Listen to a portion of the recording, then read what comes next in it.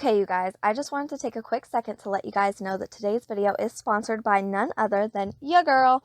I have hoodies available. If you want to check them out, I will leave the link in the description box below and also via my link tree in my Facebook and Instagram bios.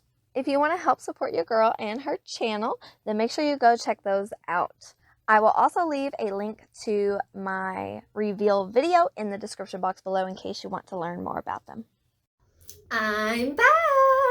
Hey y'all, it's your girl Danielle. Welcome back to my channel. If you're new here, make sure you hit that subscribe button down below. If it's not your first time here and you've seen 1, 2, 3, 4, 5 all of my videos, why don't you go ahead and subscribe already? I would greatly appreciate it. So today I just wanted to come at you with a real quick video because I've had some requests for this video and I want to show you guys how I'm using my homemade do-it-yourself ring light because a lot of people like that, and that was one of my first YouTube videos. I will link it down below. It's not one of the best, but it's still good nonetheless.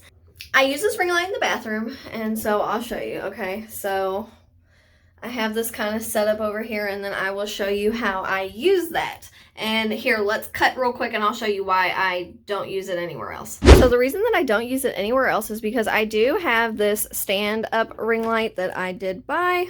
Get ready to take these orange filters off here because I feel like it's throwing off my color balance. I talked about the Jaclyn Hill highlighters, and I will link a information card up above to my video for that if you want to check that out.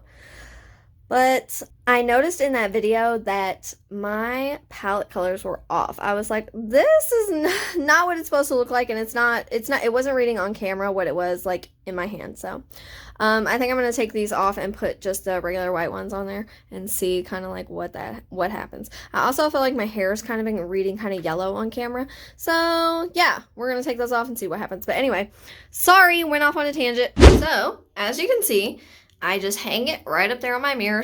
I was putting it down like on the mirror right here. But I noticed it works better. Like, I like the level that the camera sits at when it's like up this high, because what I do is I take this nice little thing right here. Okay. I take it and then we stick it through the back like so. And then I just, clip it in there and use it. Boom. Perfect. So yeah, that's how I'm using my ring light. That's why I really don't need a stand. So I kind of hope that helped you. Hold on, let me turn your, actually, so there you go. So there you can kind of see the whole setup there. So yeah, that's what I'm doing with it. That's why I really don't need a stand. And I hope that helped you guys, for those of you that asked. And yeah, if you want to see how I made my own ring light, I will link that video down below. So until next time, I'll see you guys later. I love you. Later.